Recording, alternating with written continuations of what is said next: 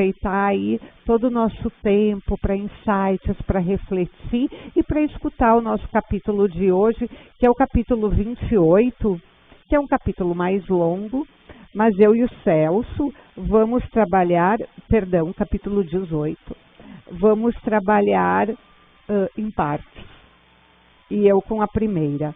O capítulo 18, o título dele no Evangelho é Muitos são os chamados e poucos os escolhidos. Esse capítulo é muito interessante porque ele vem com uma parábola que nos faz pensar muito. A parábola, ela é descrita tanto em Mateus como em Lucas. A parábola é a parábola da festa de núpcias, ou já também, vocês podem já ter ouvido falar dessa parábola, a parábola das bodas. Eu vou contar ela no primeiro trechinho para a gente contextualizar, para que a gente possa refletir um pouco sobre os ensinamentos e o chamado que essa parábola nos traz. Parábola da festa de núpcias. Jesus, falando ainda em parábolas, disse: o reino dos céus é semelhante a um rei, que querendo fazer uma festa para o casamento de seu filho, enviou seus servidores para que chamassem os convidados para as bodas. Mas eles se recusaram a ir. O rei então enviou outros servidores com o seguinte recado aos convidados: digam a eles que já preparei o meu banquete. Mandei matar meus bois e todos os animais que tinha engordado. Tudo já está pronto. Digam a eles que venham para as festividades. Porém, os convidados desprezaram novamente o convite e se foram, um por um, para suas casas de campo ou para outros negócios. Outros, porém, ainda insultaram os servidores do rei, ainda os mataram.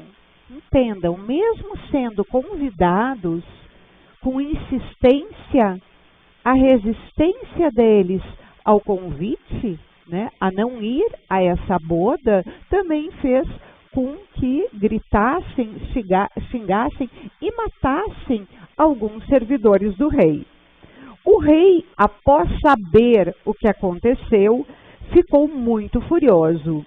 Enviou seus soldados, matando os assassinos e queimando as cidades. Então o rei disse aos seus servidores: as festividades estão prontas, mas os que foram convidados não eram dignos de participar. Quem eram esses primeiros convidados pelo rei?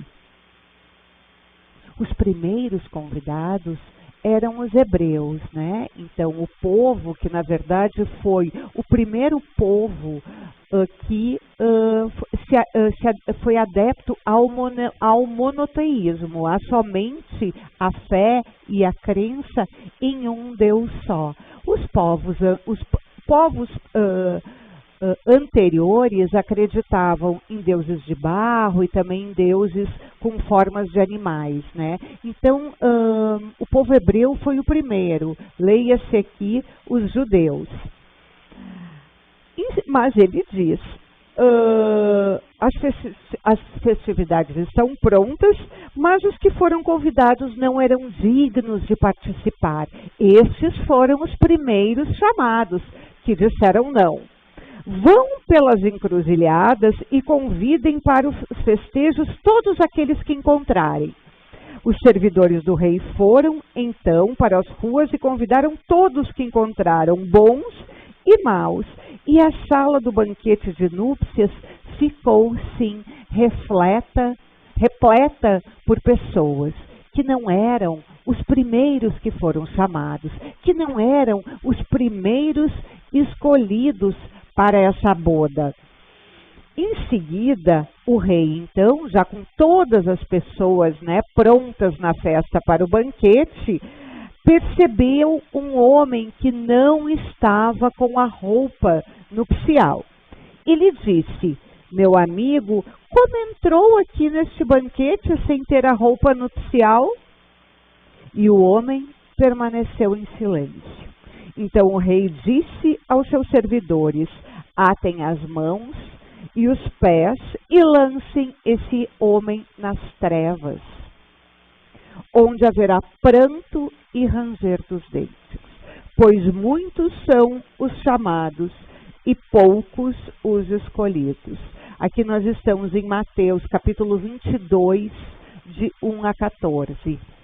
Então, como a gente pode entender essa parábola? Sabemos, então, que Jesus falava muito por parábolas. Por que ele falava por parábolas? Porque parábolas são histórias que têm começo, meio e fim, e usava muitas expressões da época também para que fossem melhor entendidas as parábolas. Por que histórias? Porque as histórias são gravadas na nossa memória com muito mais intensidade, exatamente porque elas têm começo, meio e fim. A gente grava de uma forma muito mais fácil. Então, vocês devem lembrar de histórias de infância que escutaram, histórias que assustaram a gente, até que impressionaram a gente hoje, depois de adultos também, mas que a gente não esquece a história, exatamente porque ela tem esse desenrolar, né? Desde os primórdios da história, todo conhecimento foi passado através de histórias, né? Em volta de fogueiras, com tribos, né? Era assim que a história, que os conhecimentos, que a experiência era passada geralmente pelos mais velhos, né? Ou por autoridades dentro dessa tribo. Então Jesus também falava por palavras, e nessas palavras ele tinha muitas metáforas, hipérboles também, que são ainda situações aumentadas, né? Como se a gente colocasse uma lente de aumento em cima de uma palavra e ela tivesse um contexto ainda muito maior, um significado ainda muito mais abrangente do que a gente normalmente daria para ela. E o que é metáfora?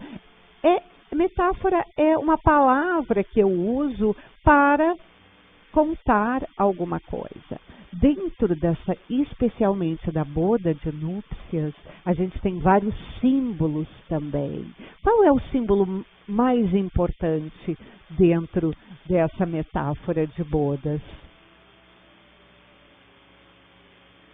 O que vocês acham? Também, muito importante, ótimo, antes da roupa, o casamento, a união, a fidelidade.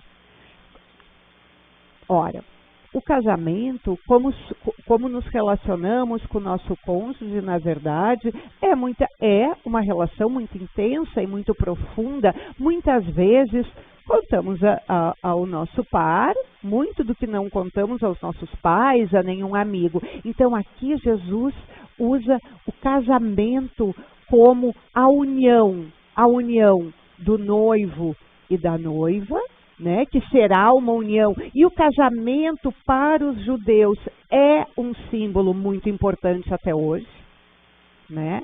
Então tudo está interligado. E também usa outro símbolo muito forte, que é a roupa de núpcias. Naquela época, para que alguém entrasse numa festa, ele recebia uma roupa, uma veste, uma espécie de túnica. Então, ele entrava na festa vestido com essa túnica. Ela era entregue, né, para os convidados. Então, aqui temos também um símbolo muito forte, que a gente vai discorrer aqui. Por quê? E quem não entrou vestido com a roupa de núpcias? E o que significa a roupa de núpcias? Primeiro, a história iniciando, Qual é o significado de chamar os convidados? Pensem bem, uma festa, uma boda naquela época, no caso dessa parábola, não era uma boda simples, né? Era uma boda do rei que estava casando o seu filho. A boda de um rei com um príncipe e uma princesa, podemos dizer, né? Então, ela era muito importante.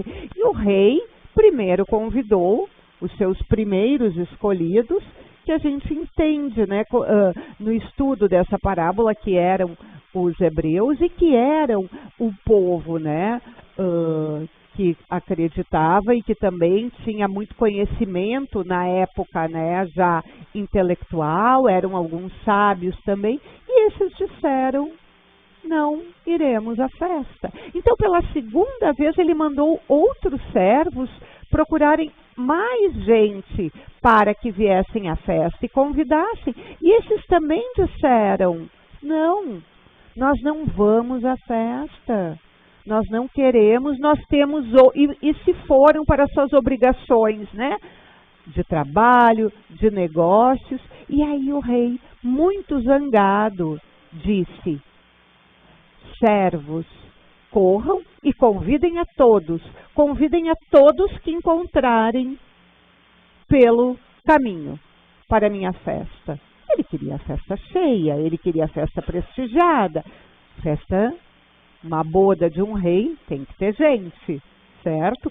Por quê? Porque também se preparava essa boda com muita carne, com muita matança de animais. Então eram festas que duravam até 7 dias.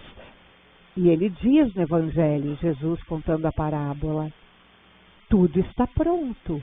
Os bois já foram mortos, a carne está tudo servido. Que venham as pessoas para usufruir. E saíram os servos convidando todos que encontraram pela rua. Outra parte da população, alguns não chateados também com um convite, era uma época de muita violência, xingaram os servos e também mataram alguns servos.